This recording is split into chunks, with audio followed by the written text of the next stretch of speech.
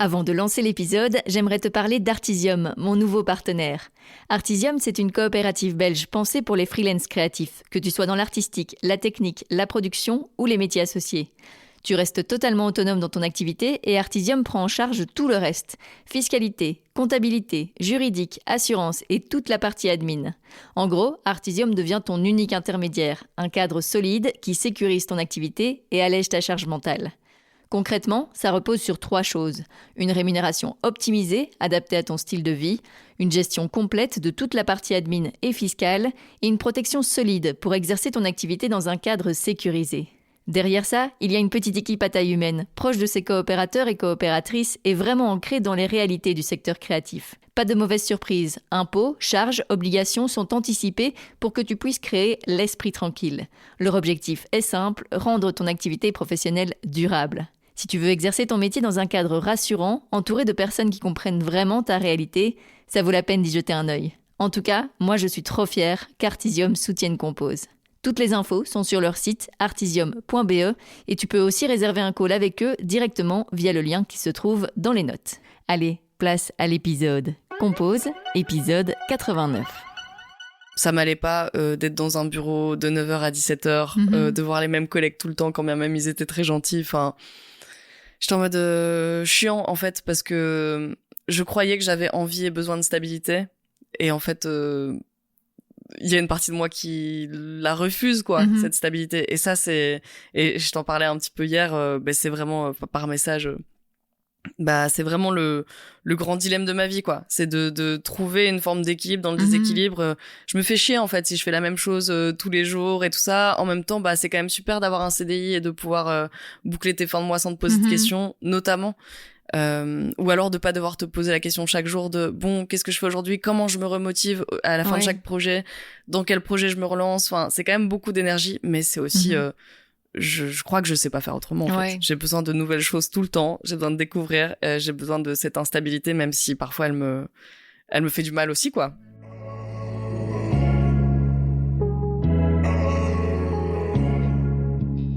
Bienvenue sur Compose, le podcast de celles et ceux qui osent créer, un podcast produit par moi, Julie Mouvet. Journaliste de formation, je propose aujourd'hui mes services en communication, community management, copywriting, vidéo, podcast, relations presse, animation de conférences, table ronde, formation. Bref, je fais ce que j'aime, créer, raconter, connecter. Place à l'épisode. Cette semaine, j'ai le plaisir de recevoir Camille Loiseau, journaliste indépendante et autrice de podcast.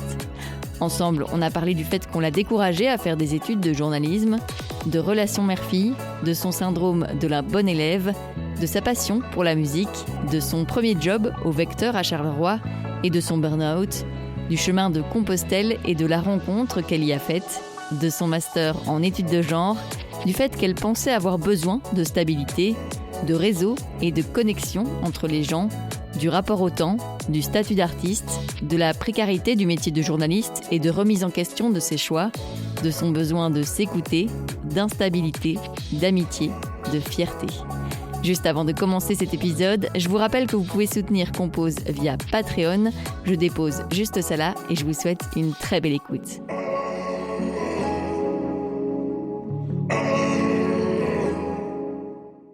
Merci Camille d'être avec moi aujourd'hui sur Compose. Merci à toi d'être venue jusqu'à mon nid. Tu es donc journaliste indépendante et créatrice sonore aussi, et tu fais plein d'autres choses, tu es multicasquette, on reviendra sur tout ça. Mais je voudrais revenir au tout début. Pourquoi c'est vers le journalisme que tu as été ? C'est venu hyper rapidement depuis que j'étais petite. En fait, il y avait 2 trucs. Quand j'étais toute petite et qu'on me demandait ce que je voulais faire dans la vie, d'abord ma première réponse c'était femme de ménage, parce que j'adorais ça. J'ai perdu le goût de ça en grandissant. Mais voilà, ça c'était ma première réponse. Et la deuxième qui arrivait assez vite, c'était journaliste. Et alors sans trop savoir pourquoi, mais si j'y réfléchis un peu, j'avais le goût de l'écriture déjà très tôt. Et puis ma mère avait voulu faire ça. Mais au final, elle l'avait pas fait parce que elle avait été vachement découragée parce que c'était supposé être et pas que supposé d'ailleurs, mais un parcours un peu compliqué, pas beaucoup de place, etc. Et donc voilà, elle avait été découragée, donc elle l'avait jamais fait, mais j'ai senti que c'était resté chez elle un peu comme un regret. Et en fait, quand moi j'ai commencé à dire que je voulais faire ça, ben les gens ont fait la même chose. On m'a vraiment hyper fort découragée. Ah ouais. Or que, je veux dire, j'avais des bons résultats. J'avais vraiment déjà à l'époque un syndrome un peu de la première de classe comme ça, dont j'essaye un peu de me débarrasser aujourd'hui encore. Mais tout le monde m'a dit tu vas finir à la rubrique des chiens écrasés et tout ça. Et puis moi je rêvais évidemment enfin pas évidemment, mais je rêvais de grand journalisme et de terrain et de longueur dans les formats et de temps déjà à l'époque et tout ça. Chose que j'ai pas forcément retrouvée dans le journalisme. On en parlera peut-être parce qu'effectivement pour ça il y a très peu de place.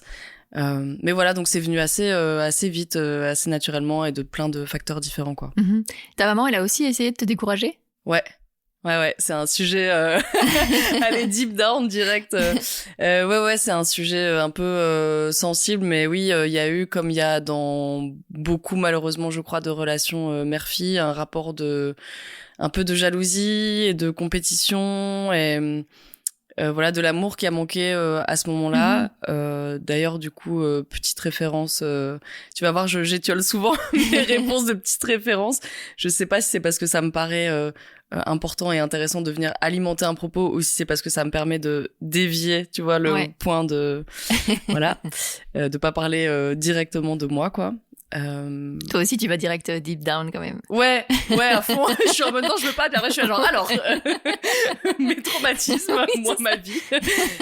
Non, mais du coup, la rêve, c'est Pardonner à nos mères de Claire Richard. Claire Richard qui fait aussi de la création sonore d'ailleurs. Pardonner à nos mères, c'est sorti dans la collection de Victoire Toyon qui s'appelle comment je sais plus. Enfin bref, cette maison d'édition qu'elle coordonne. Et Claire Richard parle de ça, quoi, notamment de ce que le patriarcat fait aux relations mère-fille et de ce que le patriarcat a fait à ma relation aussi avec ma mère. C'était pas le seul facteur, mais je crois qu'on est quand même profondément marqué par ces systèmes de domination là, quoi. Oui. Et du coup, tu l'as quand même fait. Et toi, comment ça va, Julie? Mais moi, ça va super. Ma relation avec ma maman, ça va. Ok, bah trop bien. En vrai, ça fait plaisir d'entendre. Tu sais, parfois les gens, ils sont en mode. Ils osent pas te dire quand ils savent que toi t'as une relation qui est un peu plus compliquée et tout ça. Alors il y a un peu de pudeur, mais moi ça m'a trop porté de justement voir des relations mère-fille qui étaient généreuses et qui étaient douces et qui étaient pleines d'amour et tout ça. Et encore aujourd'hui, j'ai certaines de mes amies, je suis obligée de sourire quand j'y pense parce que c'est un des trucs qui me touche le plus dans les amitiés, mais quand mes amis me font rentrer dans leur cercle familial et que t'es vraiment au cœur de ce noyau-là où t'es pas censé être en tant qu'ami, quoi, entre guillemets, c'est un peu des cercles différents. Bah, c'est un des trucs qui me touche le plus, quoi. Que ce soit dans des fêtes de famille ou juste des repas de famille, le repas du dimanche. J'aime trop infiltrer les familles de mes amis. Ah, trop chouette. Tu peux venir dans ma famille quand tu veux. Trop bien. Mais non, et vraiment, ça vraiment la pique assiette. C'est ça. Non, et ça m'attriste quand tu dis ça parce que c'est vrai que moi, j'ai pas du tout une relation comme ça avec ma maman où, au contraire, justement, elle nous pousse hyper fort, ma sœur et moi. Elle est fort, mais dans le bon sens, quoi. Vraiment. Et elle est fort présente et aimante sans être gnangnan. Enfin, je sais pas comment le dire, mais elle est très, Du coup, voilà. Bah, écoute, moi, c'est la relation avec mon père qui a compensé quand même pas mal, quoi. Qui a été très présent et très soutenant. Et pour le coup, pour revenir un peu à la question de départ, justement, dans ce truc d'études et de carrière, alors même que lui n'avait pas fait de longues études du tout, il était pas trop fait pour l'école en fait, mais je sais pas, il a mis beaucoup d'espoir et de fierté dans notamment mon parcours scolaire et ma carrière professionnelle, et c'est grâce à lui que j'ai pu faire ce que j'avais envie de faire, y compris donc déjà en termes de te pousser, te dire que tu peux y arriver, que t'as les capacités et tout ça.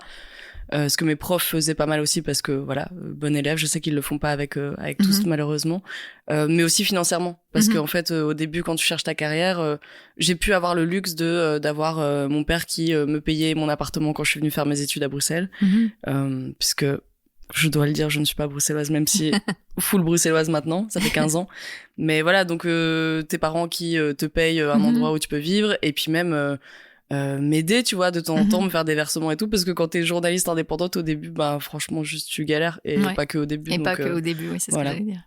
Donc, soutien émotionnel, mais financier aussi, ultra important, quoi. C'est trop chouette. Je parle de plus en plus d'argent, et ça me semble être un point un peu flou comme ça dans nos sociétés, surtout dans la sphère créative là, tu vois. Ouais. Genre tu fais ce que t'aimes et donc du coup t'es pas trop obligé d'être payé à ta juste valeur. Bon, peut-être pas. On reviendra justement sur l'argent après. Comment t'as vécu ces études de journalisme ? Une fois que t'es rentrée dedans, est-ce que c'était ce à quoi tu t'attendais ? Je crois que je m'attendais pas à grand chose. Et je les ai plutôt bien vécu. Moi, j'ai fait ça à l'ULB. Et en fait, de nouveau, j'y reviens, mais parce que c'est un point un peu central de ma vie quand même. Il y a des amitiés, quoi, qui m'ont permis de vivre ça hyper bien. D'avoir des moments de vraie amitié en dehors des cours, mais aussi dans les cours, et d'être très très inspirée par les gens avec lesquels j'étais, et un groupe qui s'est formé comme ça, 7-8 personnes assez naturellement.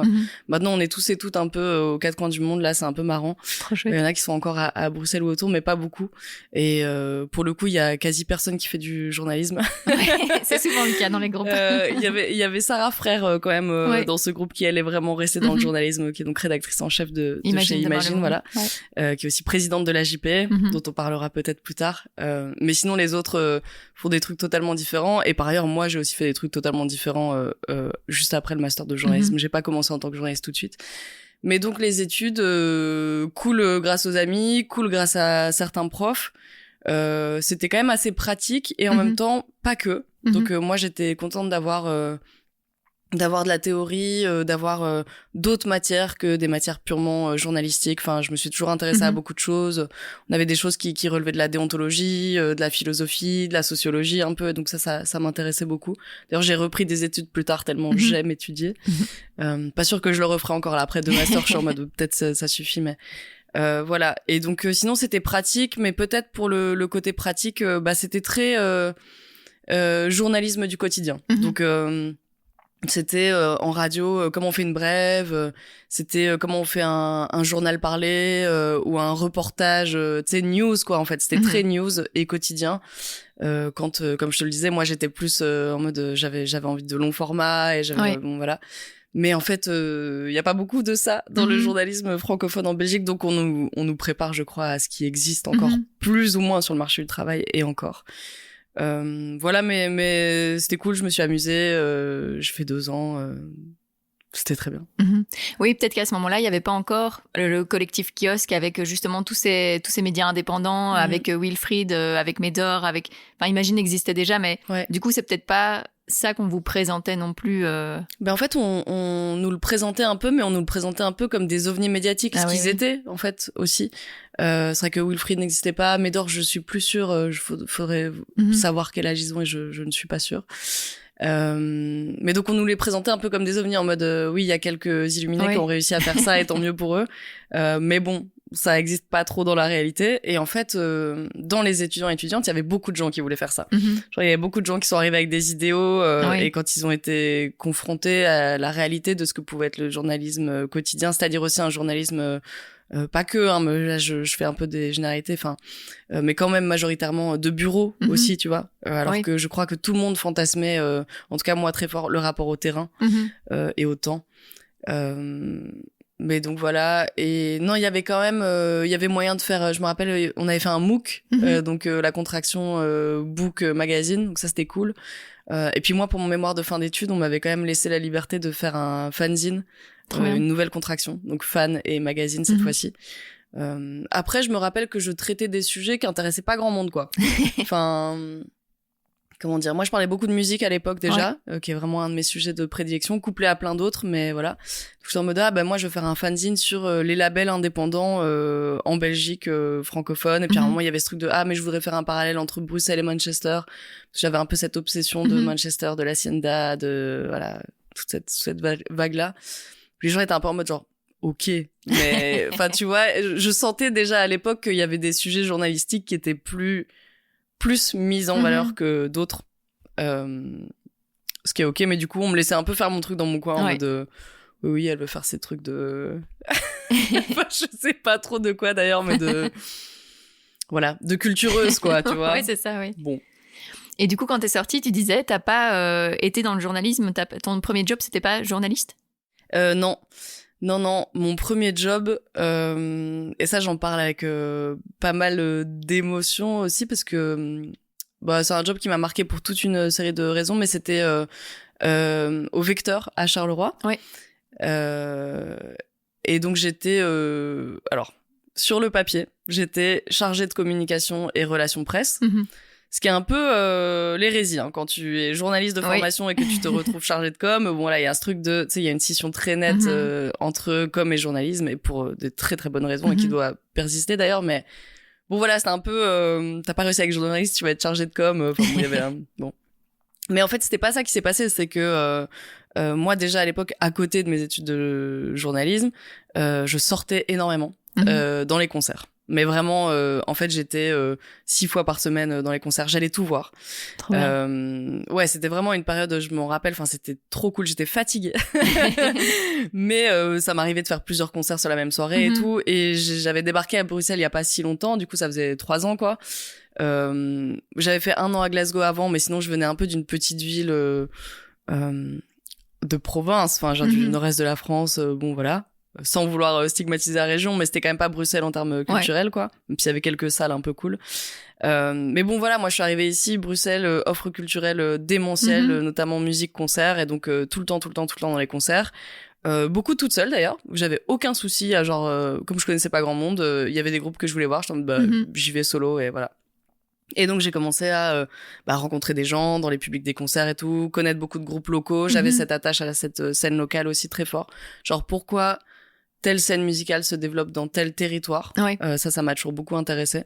Donc je suivais des groupes bruxellois, belges et tout machin.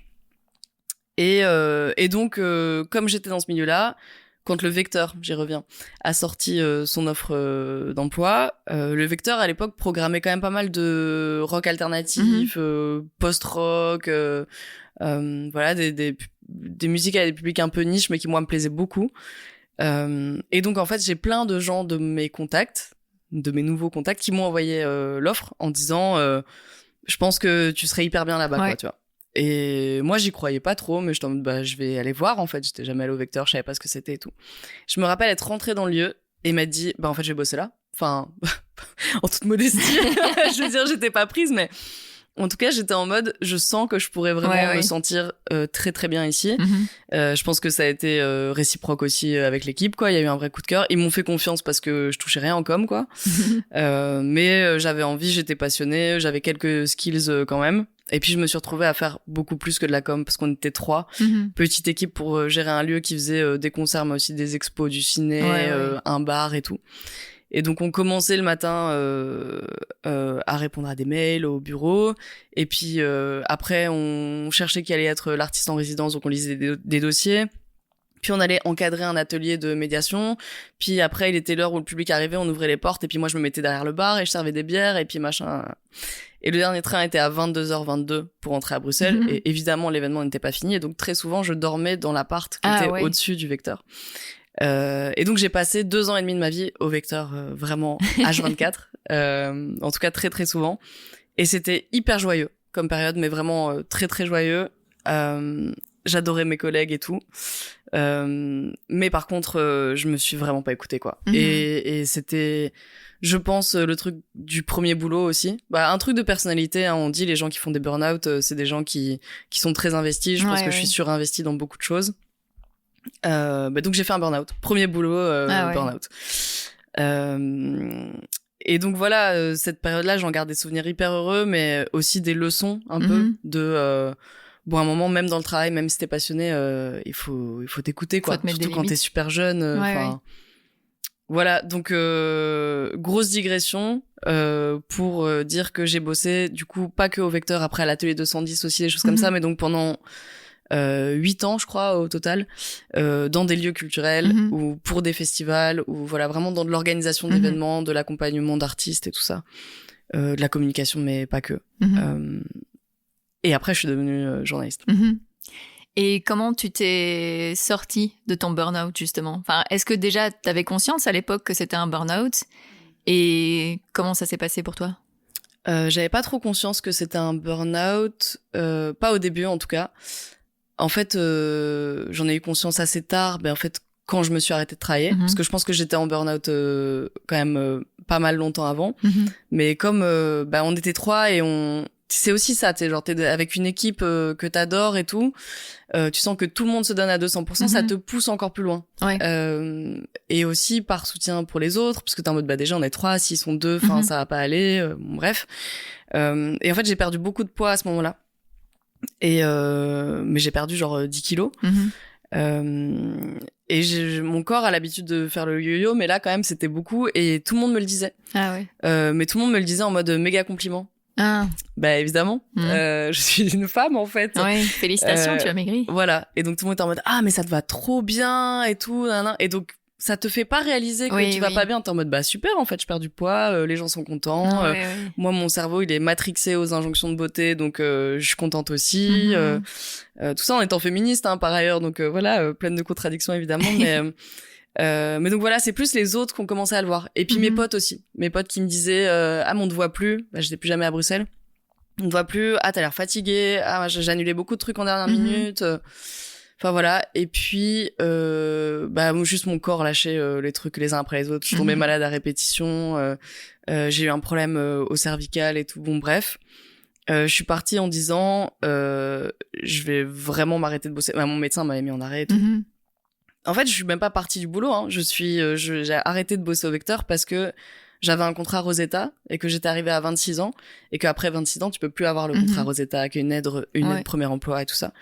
Donc je suis partie parce que je pouvais plus bosser là-bas, sinon je serais restée probablement, même en burn-out, même bon voilà, je serais revenue quoi.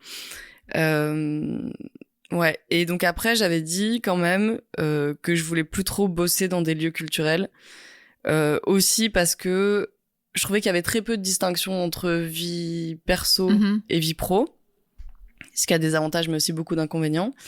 Et autre gros sujet, vraiment courage pour cette discussion parce que je t'ouvre des tiroirs que je te referme jamais, mais j'adore ça moi. Ok, alors ça va.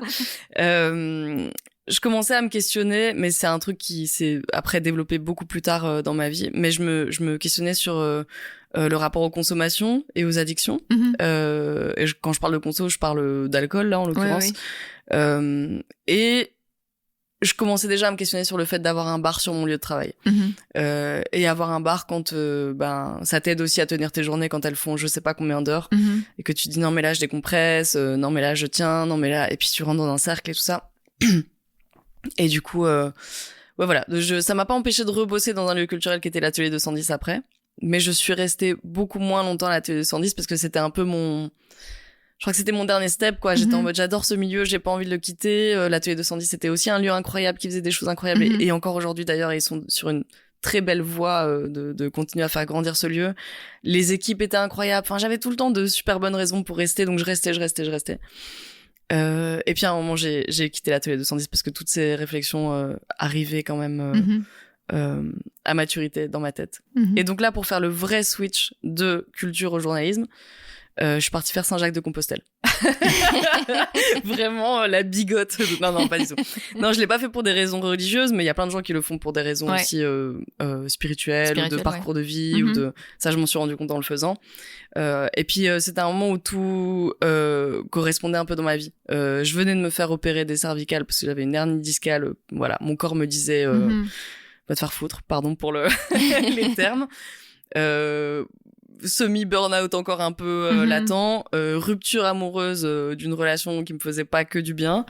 Et j'ai quitté mon boulot. J'avais un CDI là, quitté mon boulot et j'étais en mode c'est bon, Saint-Jacques-de-Compostelle, let's go. Et donc je suis partie presque 3 semaines marcher avec mon sac à dos. Voilà. Mon médecin m'avait dit hernie discale, pas trop, le sac à dos de X kilos. Là, en plus, j'étais partie avec 12 kilos, c'était beaucoup trop. Puis j'avais dit non, mais je vais le faire quand même, en fait. Et j'ai bien fait. Et comment tu l'as vécu, ça? Le chemin, comme on l'appelle, le camino. Bien et mal. En fait, j'avais quand même le spectre de cette rupture qui traînait quand même encore un peu au-dessus de mon épaule à ce moment-là. Et t'étais toute seule? J'étais toute seule, ouais. J'étais toute seule, mais en fait, Saint-Jacques-de-Compostelle avait l'avantage d'être un chemin qui est quand même très balisé. Je l'ai fait en septembre, il me semble, ou genre fin août, septembre, comme ça. Donc il y avait pas trop de monde, mais il y avait quand même des gens. Il y avait des gîtes, donc j'étais pas obligée d'être en bivouac. Donc j'étais seule, mais il y avait quand même une sorte de notion de sécurité, de confort relatif, puisqu'on dormait dans des gîtes, mais aussi dans des écoles, dans des églises, dans des trucs comme ça. Mais j'ai très bien vécu, quoi, parce que c'était de la solitude, mais c'était, je m'en suis rendu compte, de la marche et de la mise en mouvement de mon corps. Donc ça me faisait beaucoup de bien. J'avais été beaucoup trop dans mon esprit. Et j'avais complètement silencié mon corps. Donc ça, c'est quelque chose auquel je fais très attention maintenant. Donc il y avait la marche, il y avait la nature. Ce qui est aussi, c'est le deuxième truc qui me fait le plus de bien. Il n'y a pas d'ordre de priorité d'ailleurs. Mise en mouvement et nature, c'est vraiment, voilà, amitié, hop, dans le même truc. Donc ouais, je l'ai hyper bien vécu. Et en même temps, je l'ai fini plus tôt que prévu. En fait, je m'étais pas trop mis de deadline. Je suis en mode là, j'ai pas de boulot et tout. J'ai un peu d'argent de côté, je peux vivre un peu sur le chemin. Je m'étais dit quand j'en ai marre, je m'arrête, quoi. Pas au premier j'en ai marre, parce que sinon je me serais arrêtée au bout de 2 jours. Là, quand tu commences à avoir les grosses ampoules et tout, bon, c'est quand même un peu chiant. Mais ouais, j'étais sur le chemin, je réfléchissais un peu à ce que je voulais faire de ma vie, au gré des rencontres et tout ça. Et puis en fait, je me suis retrouvée un jour arrêtée, parce que j'étais malade, justement. Vraiment à l'époque à répétition. Et donc j'ai dû m'arrêter dans un bled pendant 2-3 jours. Je suis allée au PMU du coin et j'ai commencé à sympathiser avec la serveuse qui était de l'autre côté du bar. Donc d'abord sur le chemin, qu'est-ce que tu fais? T'es toute seule, machin. Et sinon t'en es où de ta vie? Moi j'ai fait comme je t'ai fait au début. J'ai fait voici ma vie et voilà. Et en fait cette nana là, dont je me souviens plus du prénom. Mais bon, voilà, m'a vachement aidée, elle m'a apporté un truc de fou, quoi, alors même que on se connaissait pas trop. Et puis, je venais de voir passer quelques jours avant l'annonce du master en études de genre. Et je sais pas, je lui en ai parlé et tout, et elle me dit, mais là, meuf, t'as l'air super down, et en fait, le seul moment où tes yeux, ils s'illuminent un peu, c'est quand tu me parles de ce master, j'ai l'impression que c'est ça que t'as envie de faire, en fait, tu vois. Excellent. J'étais là, genre, peut-être, mais il fallait rendre le dossier pour genre 2 jours après, et c'était un énorme truc, il te fallait genre tous tes anciens diplômes, des lettres de motivation, des trucs, des machins. Moi, j'avais évidemment pas d'ordi sur le chemin de Saint-Jacques-de-Compostelle, malgré mes 12 kilos dans le sac. Et elle m'a dit, mais en fait, je vais aller chez moi, je vais aller chercher mon ordi, et puis tu vas écrire ta lettre de motivation, et puis tu vas demander tous tes diplômes, tu vas passer des coups de téléphone et tout. De toute façon, là, t'es arrêté pendant 2 jours, t'as rien de mieux à faire, donc tu vas l'envoyer, quoi, ce dossier. J'étais genre, d'accord, madame. Enfin, vraiment, il y a des moments dans ta vie où t'adores que les gens te disent quoi faire. Là, c'était clairement un moment comme ça. Et donc, j'ai fait tout ce qu'elle m'a dit. Ensuite, il y a la nana de la poste qui m'a aidée. Toujours des nanas, quoi. Tu sais, dans l'entourage, je suis en mode, bon, voilà, je suis un peu vernie pour ça, quand même. Et donc, j'ai envoyé le dossier et j'ai reçu la réponse hyper rapidement, alors que j'étais vachement à la bourre. Bon, je sais pas, tout ça s'est bien mis. Et puis, ils m'ont dit, en fait, vous êtes prise. Et donc, j'étais là, genre, ok, maintenant, j'ai une bonne raison de rentrer à Bruxelles. Et donc, je suis rentrée. J'ai fait le master en études de genre, qui a ouvert un nouveau chapitre. Mais donc le chemin super, cette nana super. J'avais quand même pris son adresse mail et donc j'ai envoyé un mail 1 an après en disant voilà où j'en suis maintenant et t'y es pas pour rien. Et j'avais un appareil photo argentique que j'avais pris avec moi sur le chemin à ce moment-là, un Olympus OM10 qui est resté mon appareil phare pendant longtemps. Maintenant il est cassé. Et donc j'avais pris une photo d'elle et j'avais développé la pellicule genre bien après.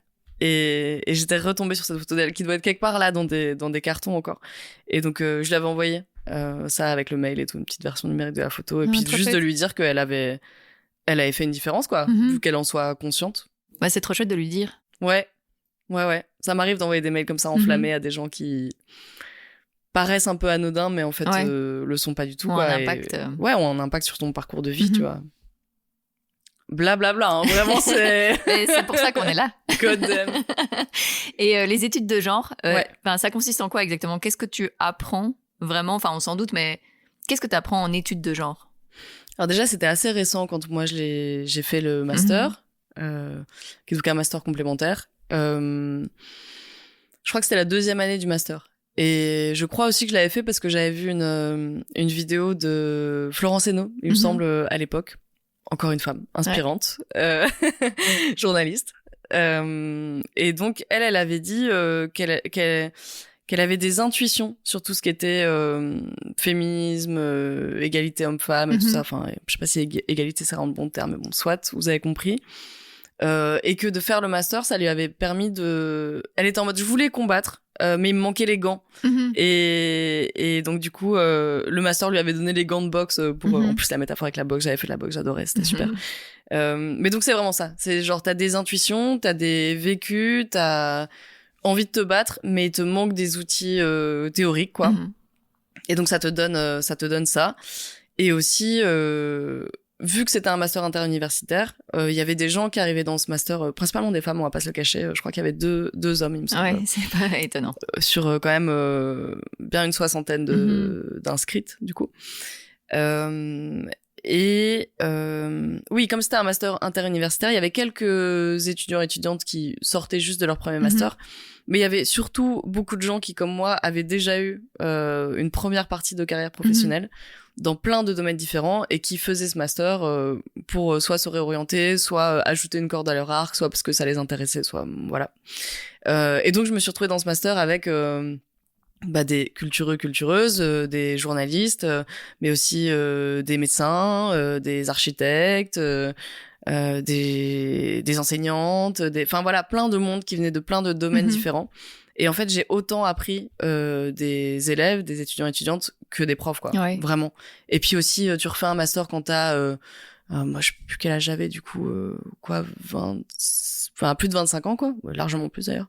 Pas largement, mais bon, bref. T'es adulte, quoi. Tu reprends les études quand t'es adulte. Le rapport enseignant-enseigné est pas du tout le même. Et beaucoup plus enrichissant, en fait. Beaucoup moins hiérarchique, beaucoup moins vertical. Tu t'investis comme tu veux, quoi. Ouais, je me suis rendu compte que j'avais quand même mon syndrome de la première de classe qui revenait, où même si j'avais compris les trucs et tout, l'important c'était d'avoir des bonnes notes. Ah oui. Bon, je trouve que ça a pas trop de sens, mais c'est comme ça. On ne contrôle pas. Et en ressortant de ces études, c'est là où t'es devenue journaliste ? En sortant de ces études, j'ai travaillé à la JP, qui, je crois, venait d'ouvrir, quasi sûr d'ailleurs, venait d'ouvrir un poste de responsable diversité, en fait, responsable genre et diversité. Via des profs avec lesquels ça s'était bien passé, j'ai été recommandée. Il y a eu des moments, je me rends compte dans ma carrière professionnelle où quand même j'ai eu beaucoup de chance de tomber sur les bonnes personnes. Bon, je sais pas si c'est de la chance ou si il y a un peu de chance, mais il y a aussi beaucoup de réseaux, quoi. Donc comme je faisais facilement les liens entre les personnes et tout ça. Bon, voilà. Mais donc on est venu un peu me chercher. Après j'ai quand même passé un processus de recrutement et tout ça classique, quoi. Mais voilà, on est venu me chercher. Donc là j'étais responsable genre et diversité à la JP. Ce qui était chouette. Mais en fait, je me suis rendu compte là que, de nouveau, le terrain me manquait, que je m'étais rapprochée du journalisme, mais pas encore assez. Et que, ouais, les missions, elles étaient super inspirantes et tout ça, mais c'était pas moi, en fait. Et puis, ça m'allait pas d'être dans un bureau de 9h à 17h, de voir les mêmes collègues tout le temps, quand bien même ils étaient très gentils. Enfin, j'étais en mode chiant, en fait, parce que je croyais que j'avais envie et besoin de stabilité. Et en fait, il y a une partie de moi qui la refuse, quoi, cette stabilité. Et ça, et je t'en parlais un petit peu hier, c'est vraiment par message. C'est vraiment le grand dilemme de ma vie, quoi. C'est de trouver une forme d'équilibre dans le déséquilibre. Je me fais chier, en fait, si je fais la même chose tous les jours et tout ça. En même temps, c'est quand même super d'avoir un CDI et de pouvoir boucler tes fins de mois sans te poser de questions, notamment. Ou alors de pas devoir te poser la question chaque jour de bon, qu'est-ce que je fais aujourd'hui, comment je me remotive à la fin de chaque projet, dans quel projet je me relance. Enfin, c'est quand même beaucoup d'énergie, mais c'est aussi je crois que je sais pas faire autrement, en fait. J'ai besoin de nouvelles choses tout le temps, j'ai besoin de découvrir, j'ai besoin de cette instabilité, même si parfois elle me fait du mal aussi, quoi. Et comment t'es redevenue du coup journaliste? Ouais, on n'y est toujours pas, quoi. Ah non, on n'y est toujours pas. Oui. Comment je suis redevenue journaliste? Alors attends, je réfléchis. La JP, t'es restée combien de temps? La JP, je suis restée 1 an, je crois. En fait, c'est marrant, les CDI que j'ai eu vraiment, je suis restée 1 an. Comme si et sur la fin, d'ailleurs, c'était le cas aussi de relations amoureuses à l'époque. J'étais en mode 1 an, ça y est, c'était, je sais pas, c'était des fins de cycle. On dit les cycles c'est 3 ans, moi c'était 1 an. Ouais. Donc, voilà. J'ai toujours été un peu impatiente, donc peut-être que ça allait plus vite aussi. Après la JP, de nouveau un peu perdu, de nouveau un peu pas sûre de cette idée d'avoir quitté un CDI. Ouais, on parlait de mon père au début. Quand j'appelle mon père et que je lui dis j'ai un CDI, c'est le plus heureux du monde, quoi. Et pour moi, ça compte aussi, en fait, de pouvoir l'appeler et le rassurer lui sur ça, et qu'il soit fier de moi lui sur ça. Et c'est l'ancienne génération, ils ont encore un modèle très arrêté de réussir ta vie, c'est avoir un CDI, quoi. Et donc à chaque fois, ça me coûte, quoi, de quitter ces trucs et tout ça. Bref, mais donc je le quitte quand même. Je suis un peu perdue. De nouveau, je pars en voyage. Ça aussi, c'est un truc un peu régulier pour pouvoir réfléchir, prendre du recul. J'ai besoin de m'extraire de mes contextes. Ouais, te déconnecter. Ouais, me déconnecter, souvent être près de la nature. Bon, là, c'était le sud de la France, en l'occurrence. Et en fait, pareil, je vois passer un truc de BX1. Je vois passer une annonce de BX1 qui cherche une présentatrice, animatrice, / du coup un peu journaliste quand même, pour animer une émission sur les cultures urbaines, pour tout ce que ça veut dire, qui sera devenue Rapology après, mais à l'époque c'est ça. Et je me dis, ouais, j'ai pas tant le profil, mais un peu quand même. Et de toute façon, ça me coûte rien. Pourquoi tu te dis que t'as pas trop le profil? Parce que c'est vraiment de l'animation. Moi, je suis vraiment journaliste, et là, je sens qu'ils veulent... ils veulent ce qu'il y a de plus en plus aussi dans les médias un peu traditionnels, disons. Quelqu'un qui va être... c'est ça, qui va faire de l'animation, quoi. Donc, qui va avoir de la tchatch, mais qui va pas forcément faire beaucoup de recherche journalistique. Enfin, vraiment, animation, donc en mode aussi un peu stand-up, ou je sais pas. Enfin, et donc, moi, j'ai quand même un truc avec la mise en avant, là, comme ça, où si je sens qu'il y a pas beaucoup de contenu derrière, ça me met mal à l'aise. J'ai pas envie de me mettre en avant... comme ne le montre pas cette interview et mon débit de parole. Mais je t'ai invité pour ça, donc. Oui, voilà. Oui. Merci de me rassurer là-dessus. J'espère que ton micro il sature pas quand je rigole, parce que je suis connue pour avoir un rire un peu fort, mais bon, soit. Donc je postule pour ce truc, j'ai moyen le profil pour les raisons que je viens de t'expliquer. N'empêche que le rédacteur en chef à l'époque, Jean-Jacques Deleu, me contacte quand même. À l'époque, entre-temps, on a organisé le Bruxelles Podcast Festival avec Morgane Lisenoff, François Custers notamment. À l'atelier 210, et le rédacteur en chef me contacte, je l'avais déjà croisé pour le Bruxelles Podcast Festival, me dit viens, on parle, quoi, de ta candidature. Je me dis je pensais que j'avais pas le profil, mais en fait il m'appelle quand même, donc c'est cool, c'est qu'il y a un truc et tout. Et donc je vais à son bureau, et puis c'est le premier truc qu'il me dit quand j'arrive dans la salle. Il me dit, dans son bureau, il me dit bon, t'as pas le profil. Je suis en mode d'accord, enfin, mais du coup, là, j'ai quand même fait 40 minutes de trajet, donc j'espère qu'il y a un truc après, parce que... Et il me dit, par contre, j'ai pensé à toi pour autre chose, qui, je pense, te conviendra mieux. Et il me dit, j'ai une émission ici sur BX1 qui s'appelle Podcast Plus, que j'anime depuis 4 ans, et en fait, c'est tous les jours de la semaine, du lundi au vendredi, 5 fois par semaine. Moi, j'ai mon boulot de rédacteur en chef en plus, je sens que c'est trop pour moi, j'arrive plus à tout gérer, j'ai besoin de quelqu'un pour co-animer, reprendre certaines des émissions et tout. Je sais que t'as animé le Bruxelles Podcast Festival, je sais que t'écoutes bien des podcasts, parce que entre-temps, études de genre, le féminisme est passé beaucoup par les podcasts. Moi, j'écoutais ça tout le temps. Des Charlotte Bien-Aimée, des Lorraine Bastide, des Victoire Toyon, beaucoup de françaises à l'époque. Et donc voilà, et il me dit, est-ce que tu veux reprendre une partie des émissions de Podcast Plus? Ouais, ok. Enfin, je sais pas, à ce moment-là, je me dis, oh la radio. Ça, c'est un peu un truc marrant, c'est que quand j'ai fait mes études de journalisme à l'ULB, j'étais en option... Enfin, je voulais être en option presse écrite, parce que j'avais un attachement très fort à l'écrit, à l'écriture et tout. Mais il y avait plus de place en presse écrite, et du coup, on m'a mis en radio. Et moi, j'étais un peu en mode, d'accord, mais moyennement d'attache, mais d'accord, pourquoi pas essayer un truc et tout. Et tous mes profs m'ont dit pendant toute ma scolarité à l'ULB, tu n'as pas une voix radio. Oh purée. Ouais, vraiment, comme ça. T'as pas une voix radio, t'as pas un ton radio, je sais pas, t'as la voix trop basse, tu parles trop vite, t'articules pas assez, t'es trop détente, enfin j'en sais rien. Mais eux, ils pensaient, de nouveau, ils pensaient format, quoi. Ils pensaient ton radio très...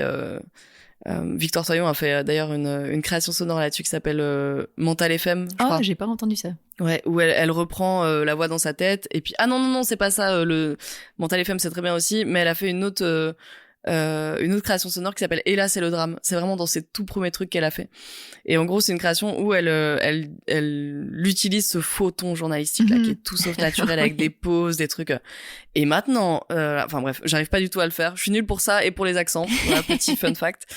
Du coup, j'évite de les faire normalement, mais bon là, je me suis laissée emporter. Bref, tout le monde m'avait dit que j'avais pas le ton radio. Moi, j'avais pas forcément d'attachement au médium et tout. Il me dit, tu veux reprendre une partie d'une émission radio? J'étais là, genre d'accord, mais tout est à faire quoi. Et en fait, j'ai adoré. Et je l'ai fait pendant 2 ans et demi. Et c'était trop bien. Enfin, franchement, c'était un des meilleurs moments de ma carrière parce que je voyais passer plein de créatrices. Ouais. Je sentais que je soutenais un secteur qui en avait besoin, le secteur du podcast et de la création sonore. Mon boulot, en fait, c'était d'écouter des podcasts et des créations sonores et de un peu donner mon avis dessus, essayer d'avoir des questions intéressantes ou semi-intéressantes au moins pour les créatrices. Et c'était trop bien. Et ça m'a apporté un peu de rythme que je cherchais. C'était 2 fois par semaine. De la liberté. Franchement, je disais ce que je voulais. Des rencontres, des créations sonores. Enfin, c'était trop bien. Et j'avais pas grand chose à faire là à la base. J'avais postulé pour un autre truc et on m'a dit ça tu l'auras pas, mais si tu veux, essaye ça. Ouais. Enfin, et depuis, je dis à mes potes qui cherchent du boulot, et qui sont surtout les meufs, hein. On a des syndromes de l'impostrice, mais genre gros comme ça. Ah mais je sais pas si j'ai le CV, je sais pas si je suis la bonne personne. Ouais. Ah mais ça correspond pas tout à fait. Nan. Mais les gars ils se posent pas la question. Hein. En fait ils postulent. Enfin tu sais c'est genre.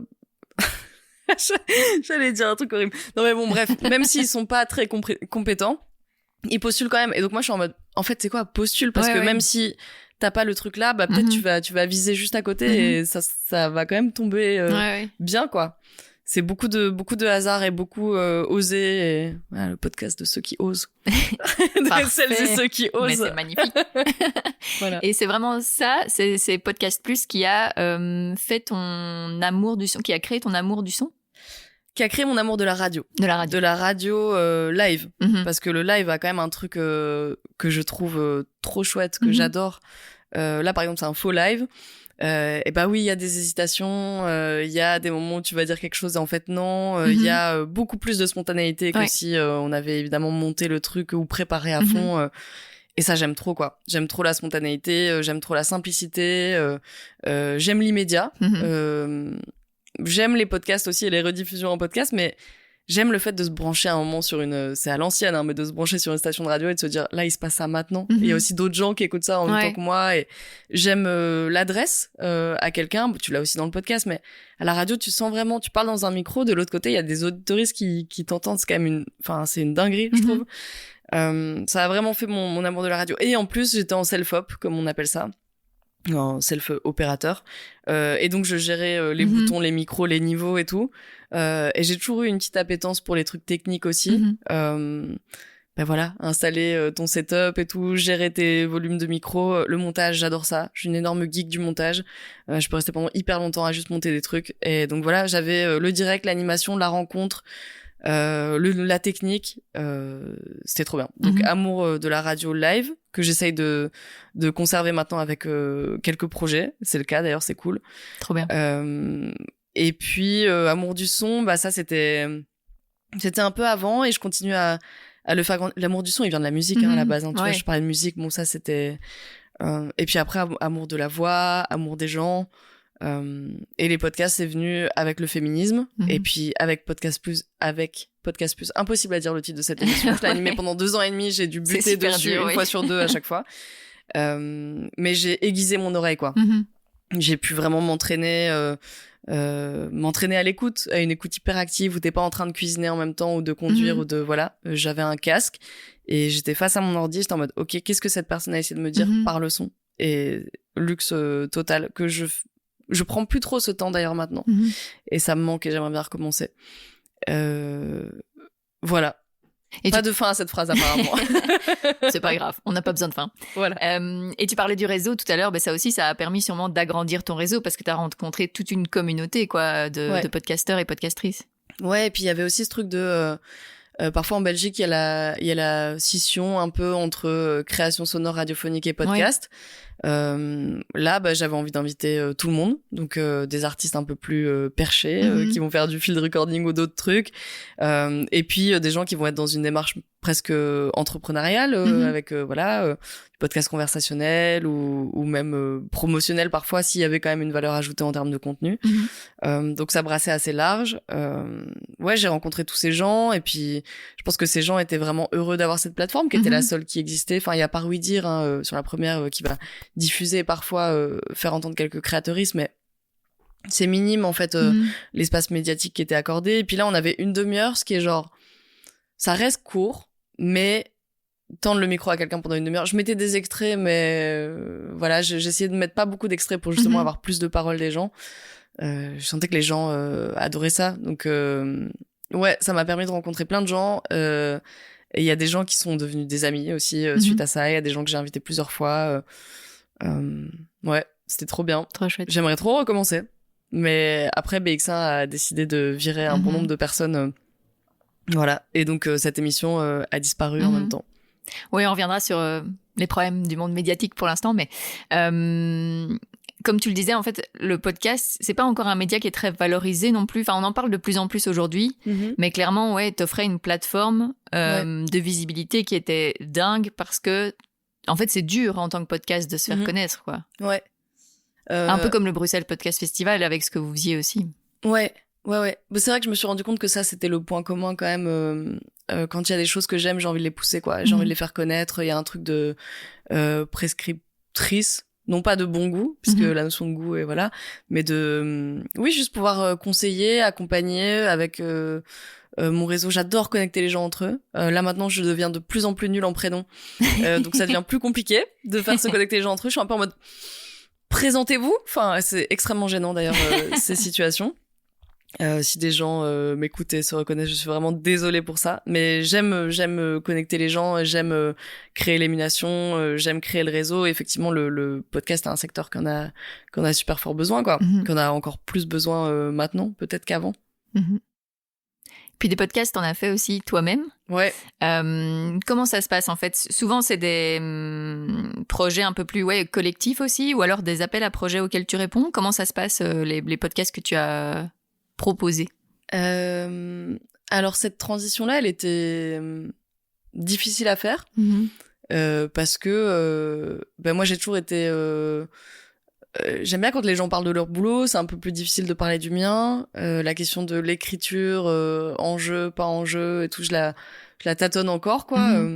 Et puis c'était passé du côté de l'organisation, de la médiatisation à la création, quoi. C'est quand même un big step. Ouais.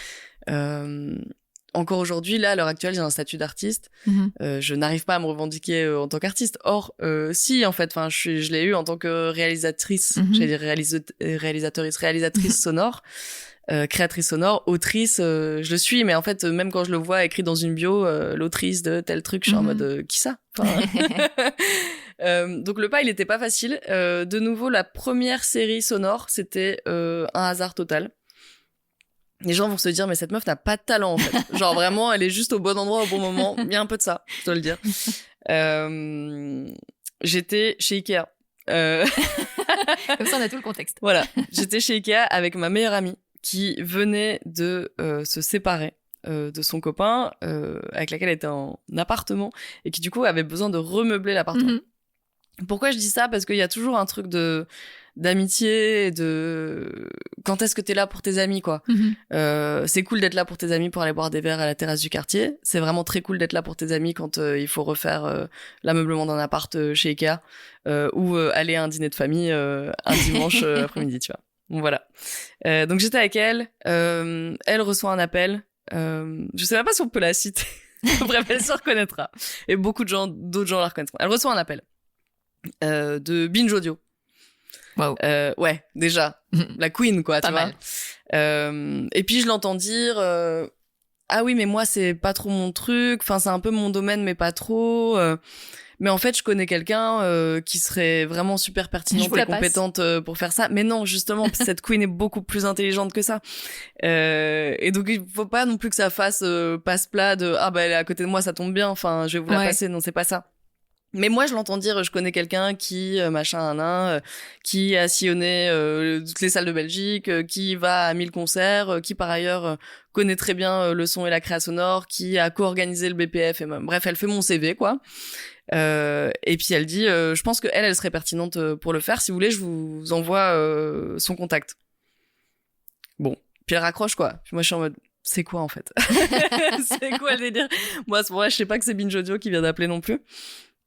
Et donc elle m'explique le projet, elle me dit WBM Wallonie-Bruxelles Musique a envie de faire un podcast sur la scène musicale belge alternative, qui était déjà mon sujet depuis longtemps, mon sujet de cœur mais aussi d'études déjà à l'époque, notamment sur la place des femmes et des minorités de genre dans cette scène-là, mais pas que. Voilà, donc Wallonie-Bruxelles Musique veut faire un podcast. Ils veulent faire un podcast avec un studio français pour avoir un rayonnement un peu plus grand et tout ça. À l'époque, il y a pas des gros studios en Belgique. Bon, encore aujourd'hui, les studios français restent un peu plus importants, quoi, en termes d'ampleur, quoi, ou de public touché. Ouais.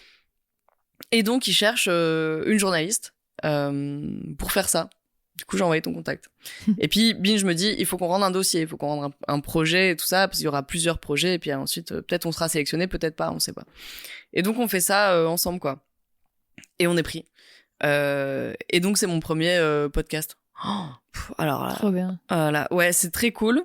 Bon, déjà, premier podcast pour Binge Audio, t'es content, quoi. Ouais, à fond. Et ça, c'est quoi le titre de ce podcast-là? Scène musicale alternative, la recette belge. Horrible titre. Vraiment hyper long, pas du tout pas catchy. Non, vraiment terrible titre. Mais podcast pas dégueu, je crois. Voilà. Et pour que moi je dise ça, c'est quand même qu'il devait y avoir quelques qualités. Même si je pense qu'on a poussé le truc encore plus loin après avec comment la musique change le monde, notamment pour Jam. Mais c'était les balbutiements de ça. Et surtout, moi, c'était apprendre à me servir d'un micro de terrain, quoi. Ouais, j'ai des prises de son, elles sont sales, vraiment. Bravo à l'ingénieur du son qui est repassé dessus après. Moi, je m'enregistre. Je veux faire un peu de trucs type reportage parce que je suis trop contente d'être sur le terrain, mais du coup, j'enregistre à moitié ce qui se passe, à moitié moi qui parle, mais je suis trop loin. Enfin, vraiment, j'ai pas les bases, quoi. Et donc, il y a beaucoup de travail à rattraper, quoi. Ça c'est même avant du coup BX1 et la radio live et comment je comprends comment fonctionne un micro.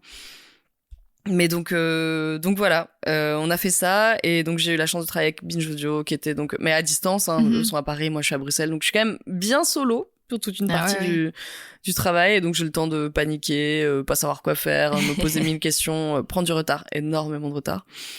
Mais bon, ils ont été patients, Dieu merci. Et puis après, j'ai bossé avec un super cool réal, avec un super cool chargé de projet. Et c'était la première série. Et en fait, les gens ont quand même kiffé, malgré plein de défauts, évidemment. Il y avait des angles intéressants. Les gens me disaient oui, vachement facilement pour les interviews, parce qu'ils m'avaient vu dans le milieu avant. Et donc, ils me faisaient déjà un peu confiance. Première série. Et puis après, il y a eu du coup Comment la musique change le monde, qui m'a pris 1 an, plus ou moins. Gros travail. Là aussi, retard et tout, mais je suis trop fière de cette série. C'était trop cool. Ouais, elle est trop chouette. Où là, j'ai bossé avec un de mes meilleurs potes, Théo Rota, qui a composé la musique et qui a fait la réal. Incroyable. Vraiment, la musique, il a composé toute la bande-son du podcast. Il y a 17 musiques, je crois, composées exclusivement pour le podcast et qui marchent trop bien. C'est vraiment un boss. Et puis la dernière en date, c'était BXL Mille et une vies, où là j'ai travaillé avec Michel-Ange Vinti, qui est aussi un super réal, super producteur, un peu plus patte France Culture, parce qu'il a été vraiment formé là-bas, donc peut-être un peu plus dénudé que mes autres trucs, mais en fait super beau, super sensible, super cool. Et ça c'était aussi donc la RTBF, c'était pas un appel à projet, c'est moi qui suis venue les voir avec un projet. Je crois que c'était encore la fenêtre où il y avait moyen de faire ça. Là maintenant, ils fonctionnent plus que sur des appels à projet, quand même pas mal cadenassés, où ils ont déjà une très bonne idée de leur public, leur sujet et tout. C'est cool, mais bon, ça cadenasse quand même un peu la créativité. Voilà. Et puis BXL Mille et une vies, c'était un appel à projet de la ville de Bruxelles qu'on a eu aussi. Trop bien. Je déteste faire des dossiers, mais au final, quand on les fait, ça va, je crois, on a de la chance. Mais c'est aussi parce que quand je les fais, je suis pas du tout en mode... J'admire d'ailleurs les gens qui font ça un peu, ils sont capables d'envoyer 50 000 dossiers, ils font plein de trucs et tout. Ils osent, quoi, en fait. Moi, si j'envoie un dossier, c'est que ça fait 3 ans que j'ai l'idée dans ma tête et que je me dis peut-être c'est le moment de faire ça, quoi. Mais je suis pas du tout j'arrive pas à avoir une créativité en continu hyper débordante et tout. J'ai besoin de temps, vraiment. Je suis lente dans le travail, mais aussi parce que j'ai des idées un peu claires de ce que j'ai envie de faire. J'ai envie de le faire bien avec les gens. J'ai envie que les conditions de travail elles soient bonnes. Et c'est un luxe qui du coup n'arrive pas souvent, mais quand ça arrive, t'es très content du résultat. Et tu parlais du terrain au début pour le premier projet. T'étais contente de justement trouver ce terrain que tu voulais quand t'as commencé tes études de journalisme? Ouais, vraiment, de ouf. Hyper contente. En plus, arriver sur le terrain avec un micro solo, bah c'est trop bien. Enfin, t'es vraiment une petite souris, quoi. Bon, tu demandes évidemment les autorisations aux gens pour les enregistrer, sinon ce n'est pas déontologique. Et j'étais contente d'avoir les bases de déontologie du journalisme aussi, et de juste aller recouper des sources, chercher de l'info et tout. Mais t'es quand même un peu en mode petite souris. Et c'est ça aussi que j'ai pris du retard, c'est que j'étais vachement grisée par ce truc de terrain, et j'étais en mode... Il y avait plein de sources sonores dont on n'avait pas vraiment besoin, parce que le propos se tenait sans ça. Mais j'étais en mode mais là, ce serait trop cool d'aller enregistrer telle chorale. Là, ça serait trop cool d'aller à tel concert et d'avoir... Et puis au final, il y a plein de sons qu'on n'a pas utilisés, évidemment. Mais il y a aussi plein de sons qu'on a pris comme ça et qui sont venus juste donner une densité sonore et vivante au truc final. Mais j'ai beaucoup trop enregistré, vraiment. Et je parle pas des interviews, hein, vraiment. Les interviews aussi, elles faisaient 1 heure plus ou moins, mais bon, ça c'est quand même normal si tu veux un truc un peu costaud en termes de matière. Mais non, vraiment, ouais, du field recording et du reportage et tout, j'en ai fait, mais blindé, parce que j'adorais ça, vraiment. Et c'est dur de... Bah voilà, enfin, tu le disais, comment la musique change le monde, t'as passé 1 an dessus. Ouais. Comment ça se passe au moment où ce projet se finit? Comment tu le vis, en fait, quand un projet se finit? Comment je le vis? À la fois très bien, parce que je suis en mode enfin fini. Vraiment, je vais pouvoir récupérer une vie. Surtout que c'est la fin d'un projet, t'es quand même... t'as beau avoir mis des deadlines plus loin, t'es quand même toujours... T'arrives en bout de course, quoi, à la fin d'un projet ambitieux. En tout cas, moi, c'est le cas. T'as toujours des trucs à faire en last minute et tout. Non. Donc, il y a un soulagement.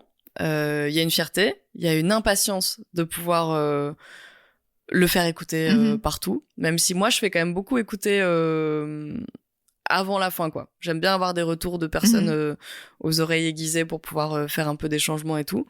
Mais bon, là c'est le moment où tu délivres ton projet au monde entier, à la terre entière qui l'attend évidemment avec impatience. Non, personne l'attend, mais donc c'est très cool. J'aime beaucoup cette période-là. Et après, c'est vrai que c'est un... Allez, t'as tout secoué, là, t'as des boules à neige, t'as tout secoué, il faut que ça redescende. Et donc, tu tombes malade, tu dors beaucoup, voilà. Et donc, il y a aussi un truc, je trouve, un peu d'essoufflement vers la fin, où j'ai eu des frustrations, et j'en ai beaucoup parlé à d'autres créatrices sonores aussi. À la fin d'un projet d'ampleur, t'as plus trop l'énergie même pour faire la promo. Or, c'est le moment où il faut faire la promo, c'est le moment où il faut en parler et être... hyper enthousiaste de ce que tu viens de faire, mais en fait t'es crevé, t'en as marre, il y a des trucs qui correspondent pas à tes attentes. Moi je suis un peu une éternelle insatisfaite, même si j'essaie de me soigner, mais... Et donc au début quand on m'en parle, alors t'es contente et tout, c'est fini, je suis en mode et ça c'est dur pour la promo, vraiment. Déjà qu'on n'a pas de budget de promotion, on a... Bon voilà. Et donc c'est un peu une étape que j'ai laissé filer sur certains projets, un peu à regret, mais c'est comme ça, c'est passé comme ça. Comme c'est aussi pas des projets qui ont une date de péremption, je peux y revenir plus tard. Une fois que j'ai récupéré un peu d'énergie, après il y a des formats comme le tien qui permettent de reparler des choses avec du recul, avec de la distance et tout, et ça j'aime bien aussi. Mais donc voilà, il y a des trucs où j'ai un peu... Allez, j'ai beaucoup travaillé, j'aurais aimé que ça soit plus écouté. Bon voilà, c'est pas grave. Et par contre pour BXL 1001 vies, du coup j'avais quand même un peu appris de mes erreurs. Et on était fatigués. Mais pour nous, c'était clair et net, et donc pour Michel-Ange et moi, que on voulait pas juste lancer le truc sur les plateformes. C'était on veut un moment d'écoute collective et de fête. Vraiment, on veut un moment de célébration, on veut un moment de lien. Comme le pitch du podcast en 2 mots, c'était de faire se rencontrer via un montage des personnes qui se connaissaient pas, 2 personnes, mais qui avaient en commun l'attachement à un lieu. On était en mode, on veut organiser l'événement, rien que pour que les binômes se rencontrent. Ces gens ne se sont jamais parlé, et pourtant, leurs témoignages se répondent tellement, c'est Ouais. fou, vraiment, c'est presque surnaturel. Et à chaque épisode, on était là genre, on veut que les binômes se rencontrent, on veut inviter nos familles et nos amis qu'on a bassinés pendant plus ou moins 1 an aussi sur ce projet. 1 an, hein, toujours, hop, important. Ouais. Et voilà, donc on voulait un moment de fête, trop bien, on a trouvé les Riches Clairs qui étaient partants pour nous accueillir, qui ont été incroyables. Et donc là, on a fait écoute collective, vraiment mon format préféré. J'adore que des gens soient assis dans une pièce et nous accordent le luxe de leur écoute pleine et entière pendant, là c'était 25 minutes. Oui, c'est vraiment l'écoute dont tu parlais tantôt, c'est juste ne rien faire et écouter, quoi. Ouais, et du coup on baisse les lumières aussi et j'ai vu des choses mais genre trop belles dans la salle à ce moment-là, parce que bon, moi je le connais l'épisode, pour le coup je l'ai entendu 1000 fois, mais c'était autre chose de l'écouter dans ce cadre-là, et je voyais des gens qui pleuraient dans la salle, et puis j'entendais des rires, et puis enfin vraiment je voyais les émotions que ça provoquait en direct, et ça pour une créatrice de contenu je crois c'est incroyable, c'est trop cool de voir comment ça peut toucher les gens. C'est trop cool de recevoir des messages de gens qui t'écrivent en mode ah j'ai adoré tel truc et tout, mais vraiment les voir en vrai t'es là genre on a trop réussi, enfin. Et il y avait plein de gens dans cette salle qui font partie de ma vie, et c'est ça, mes amis. Il y avait mon copain qui était là et tout, et il était à côté de moi, il pleurait. J'étais mon Dieu, incroyable. Voilà. Et donc c'était un trop beau moment et je suis trop contente qu'on l'ait fait. Et je crois que c'est un truc que je vais garder dans mes projets, parce que ça m'a soigné, quoi, aussi. Enfin, je sais pas si c'est soigné, mais ça a permis de fermer la boucle, qui se réouvrira peut-être avec d'autres écoutes, parce que j'aimerais bien qu'on en organise dans les endroits du podcast à chaque fois. Ça serait trop cool pour moi. Mais voilà, c'était trop bien d'avoir une fête. Et donc ça a vachement adouci mon post-projet, quoi, qui peut être une période un peu dure à gérer sinon, quoi. Ouais. C'est ce statut d'artiste qui te permet justement de pouvoir travailler sur des projets comme celui-là? J'avais pas le statut au moment où j'ai bossé sur BXL 1001 vies. Je l'ai eu après. Ah ouais, tu l'as depuis combien de temps? Je l'ai depuis novembre de l'année passée. Ah, c'est tout récent. C'est tout récent. Et c'est aussi un truc que genre j'attendais un peu avec impatience, et quand c'est arrivé, j'étais en mode je sais pas quoi faire en fait. Enfin vraiment ça fait je sais pas combien d'années, ça doit faire genre 15 ans que je travaille et que j'ai toujours eu des rythmes très très soutenus, un projet après l'autre et tout. Et du coup j'étais perdue. Enfin, je veux pas dire que j'ai arrêté de bosser, parce que c'est pas le cas, on continue à faire des trucs et tout. Mais je suis en mode là, je suis plus obligée de travailler autant, et ça a créé du vide, de l'espace dont je ne savais que faire au début. Et donc j'ai déménagé. Et là c'était un autre gros projet que non mais voilà, je me suis dit du coup je peux avancer un autre pan de ma vie et tout, c'est cool aussi, habiter solo, nouveau truc et tout, incroyable. Mais donc j'ai pas encore l'impression peut-être là c'est le moment où je me pose, je sais pas, bizarre. Du coup comment j'ai fait pour faire ces projets d'1 an, avec beaucoup de précarité, vraiment. Et ça c'est aussi un point important. J'ai quand même quelques personnes qui me suivent sur les réseaux et tout, enfin tu vois, un nombre assez significatif pour que des gens que je connais pas viennent parfois me parler de mon travail ou quoi, mais ils ont pas conscience de ma réalité en tant que personne, et donc du coup c'est toujours non mais Camille c'est ouf et tout, tu fais plein de trucs, tu fais 1000 projets et tout, hein. Et maintenant je laisse plus trop filer, enfin c'est trop chouette de dire ça, mais maintenant je suis en mode d'accord, mais la réalité notamment financière derrière, c'est celle-là. C'est que j'étais en coloc dans un appart qui était genre beaucoup trop petit pour nous, donc pas avec full confort. C'est que je dois compter dès que je vais faire mes courses et tout. C'est que je dois faire des projets qui sont pas forcément des projets de cœur, mais qui vont rapporter un peu d'argent. Mais je dis ça, c'est pas du larmoyant, hein. Je suis vraiment pas dans la pire des situations du tout. Enfin je reste privilégiée là-dedans, mais c'est justement appeler ou envoyer un message à mon père en mode papa là ce mois-ci c'est vraiment chaud. Franchement écrire à ton daron, écrire à mon père quand j'ai 30 ans pour dire en fait c'est chaud ce mois-ci, j'aimerais bien que tu me fasses un virement. C'est quand même dur, quoi. Enfin c'est faut prendre sur soi. C'est pas dur dans le sens de j'ai la chance de l'avoir et il a pu le faire sans non plus être richissime, quoi. Mais oui, ça te fait tout le temps de poser la question de est-ce que j'ai fait les bons choix, est-ce que je suis pas en retard, est-ce que machin. Donc voilà, je l'ai fait avec. Après, il y avait des budgets quand même. Tu vois, moi, je commence pas un projet, je fais plus en tout cas. Je commence plus un projet s'il y a pas un minimum de budget, quoi. Je fais plus de travail gratuit. Ouais. C'est un statement, c'est un truc de niveau de carrière, c'est des limites que je me mets à moi-même, enfin voilà. Donc il y avait des budgets, mais c'est clair que... Et d'ailleurs, tout le monde me dit ça, les gens avec lesquels je travaille, ils sont en mode « Mais Camille, t'es pas obligé de faire autant, parce qu'en fait, le budget, il te donne plus ou moins X jours de travail. Moi, chaque fois, je suis là genre... Je me tiens au budget et je me tiens aux heures de travail. Ouais. Pas du tout. Bah oui. Vraiment, de toute façon, les choses prennent plus de temps que ce que t'as prévu. Et puis moi, j'ai pas envie de faire des trucs à 80% quand je sais que je peux les faire à 200. Et puis t'as envie que tout le monde soit rémunéré aussi. J'ai envie que tout le monde soit rémunéré, mais donc c'est ça. Souvent, tu grignotes un peu plus sur ta partie ou. Ouais. Enfin, les autres, j'ai pas envie de leur demander de se surinvestir. Le fait est que je suis avec des gens qui se surinvestissent aussi et qui sont très passionnés. Mais voilà, ça c'est un peu un truc que le statut me permet de résoudre ça et de pouvoir prendre plus de temps pour travailler. Ouais, c'est ça. En n'étant pas non plus la corde au cou, quoi. Ça reste, pour moi, le statut d'artiste reste précarisant. Ouais. Parce que tu peux pas dépasser certains montants et tout. Mais ça m'apporte d'office un peu plus de... une respiration, quoi. Ouais, c'est ça. La stabilité. Est-ce que t'as déjà pensé à... en fait, arrêter ton métier de journaliste par rapport justement à ce côté précaire? Environ tous les matins. Non, vraiment, peut-être pas tous les matins, mais ça arrive au moins une fois par semaine, vraiment, sans mentir. Je sais que c'est le cas pour les autres journalistes qui m'entourent aussi. Et c'est un drame, en fait. C'est un drame individuel, parce que ces personnes-là qui font leur travail avec énormément de talent, avec énormément de déontologie, et j'ai tous les noms qui défilent dans ma tête, là, je le sais, quoi. Je sais les citer. C'est des personnes qui sont proches de moi ou d'autres dont je regarde le travail avec admiration. Ça leur coûte à ces personnes-là. Mais ça coûte aussi à la qualité de l'information, en fait. C'est-à-dire que quand tous les journalistes pertinents, talentueux, éthiques, engagés, vont partir et partent, en fait, c'est un fait, les uns et les unes les autres de la profession, ce qui nous restera, c'est une info qui sera pas à la hauteur, quoi. Qui sera pas à la hauteur de d'être un contre-pouvoir, même si c'est un terme un peu galvaudé, d'être garante de la démocratie, d'être juste que les gens méritent de lire, entendre.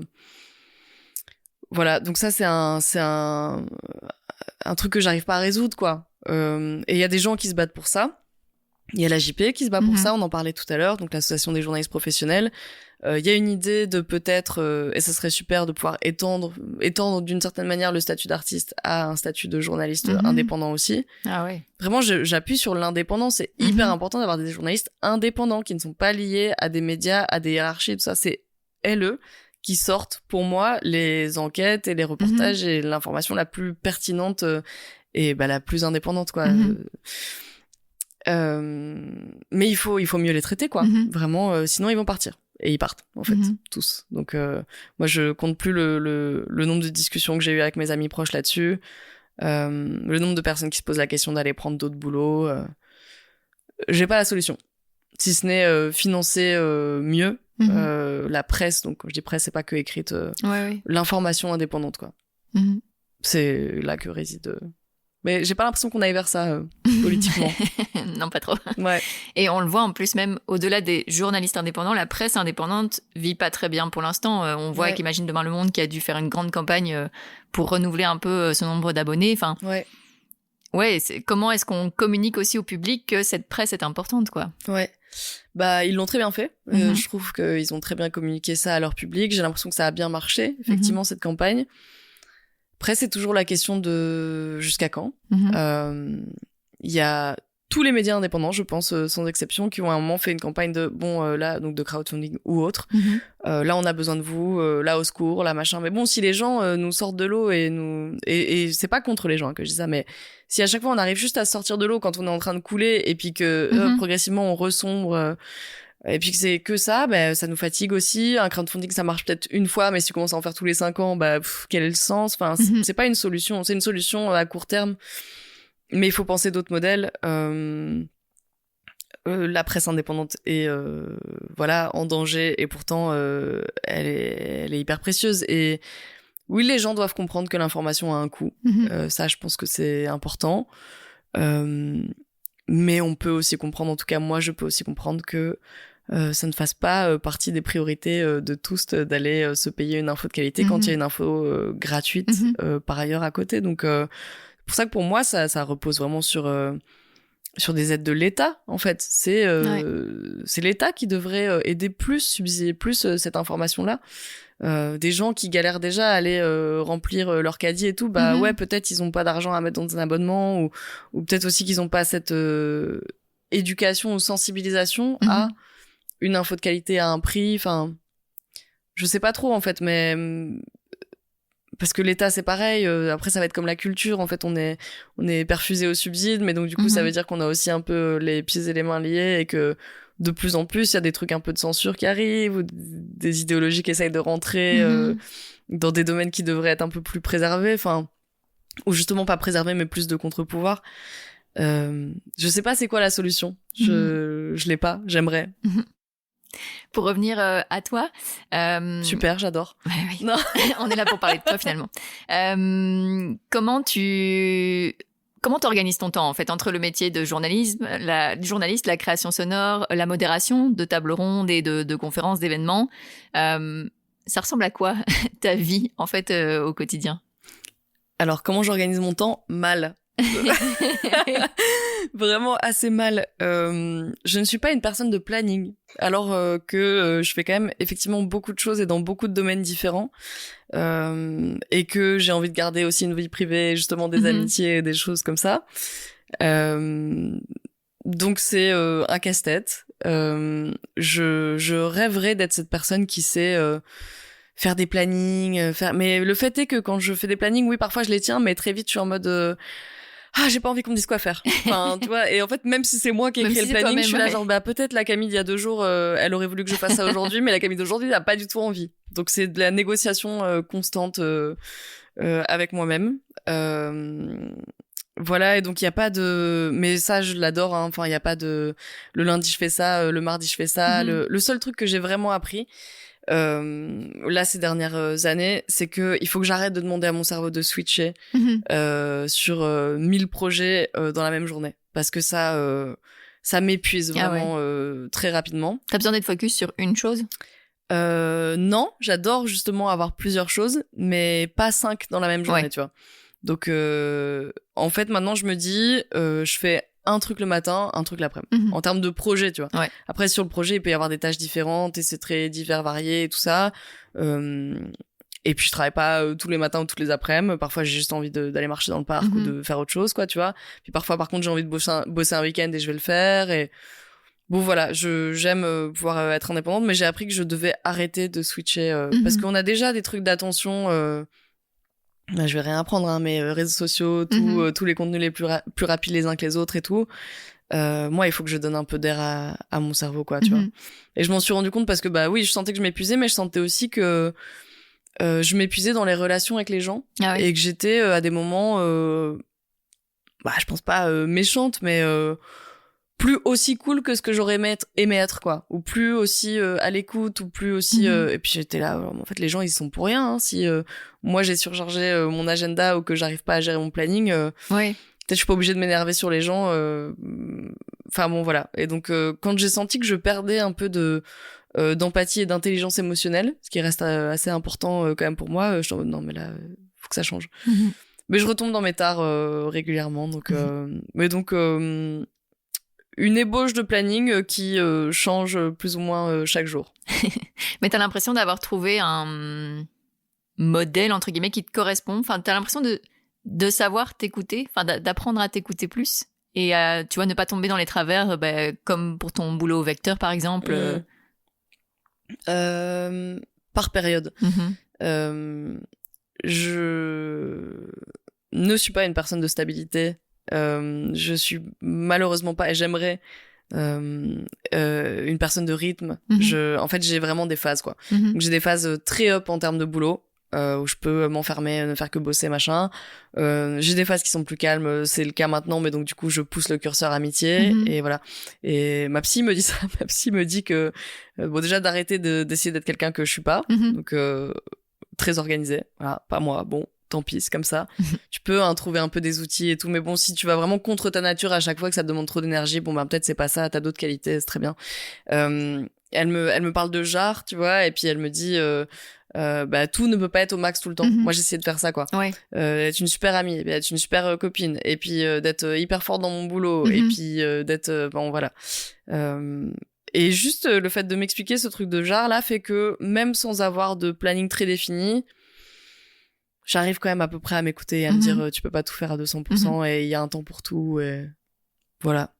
C'est ça que j'ai appris, mais peut-être c'est que le début de la réflexion. À un moment je vais te dire ça y est, j'ai trouvé la solution miracle de l'organisation, et je vois les gens qui font des mind maps et des trucs et des bazars. Je suis là genre waouh, incroyable. Enfin, je suis incapable de faire ça, vraiment. J'ai besoin de m'écouter au jour le jour, au quotidien, quoi. Le matin je me lève, comment je me sens, ok cool, je peux faire ça.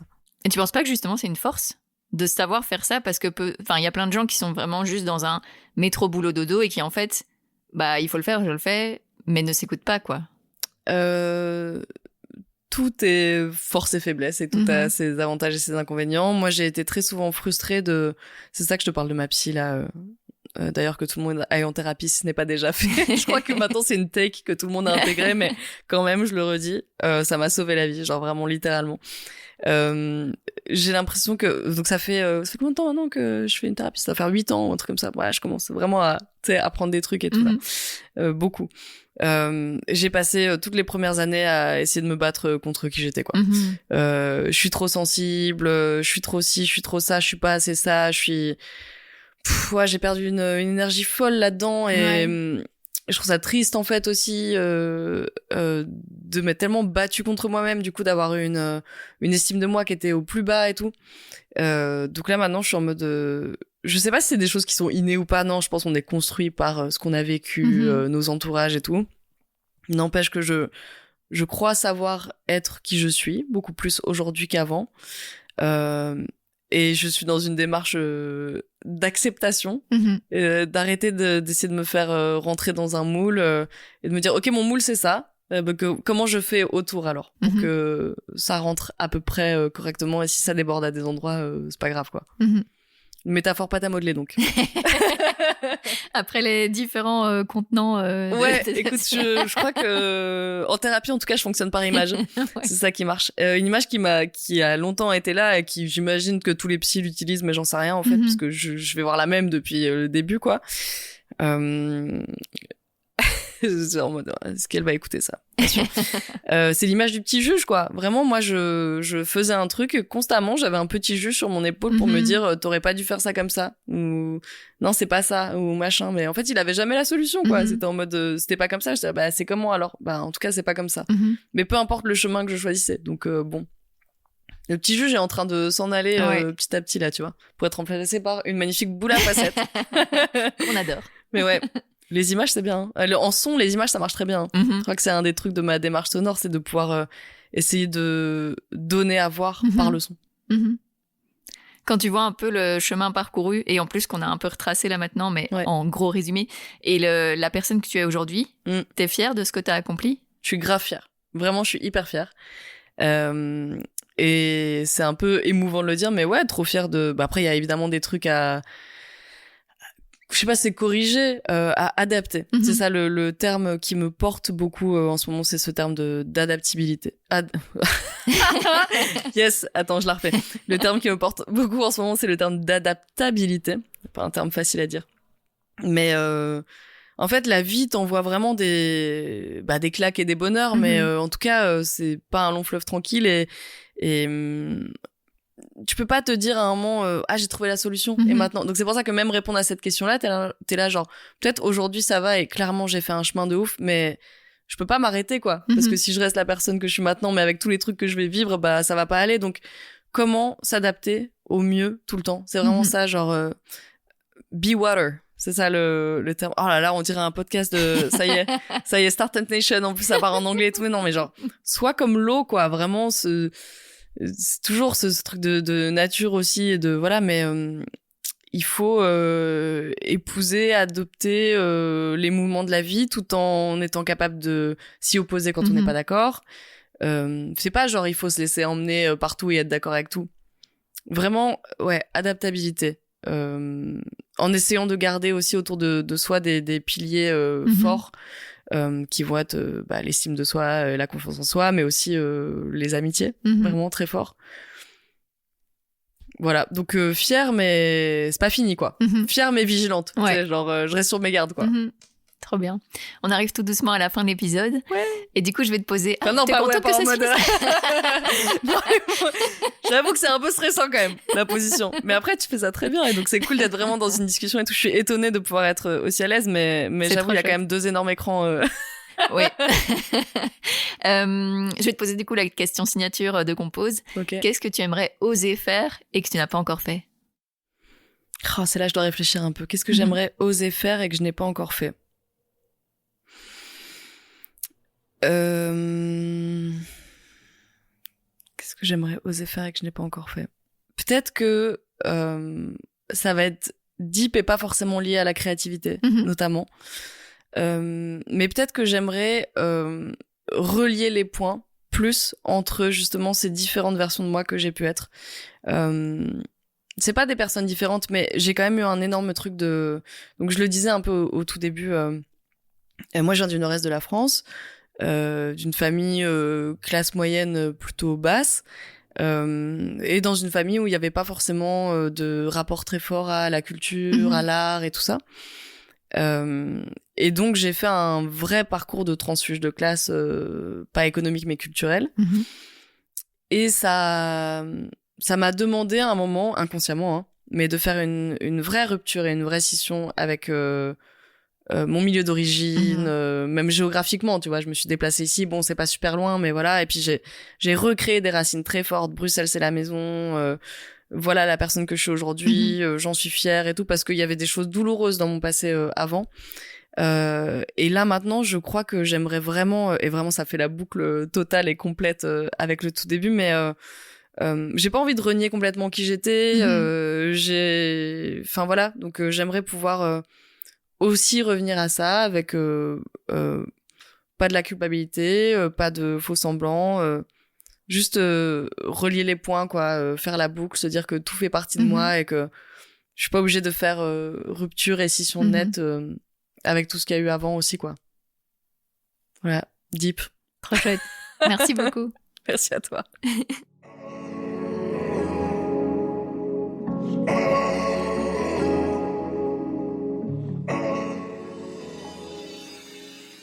Merci Camille d'avoir accepté mon invitation. Vous trouverez tous les liens pour la suivre dans les notes de cet épisode.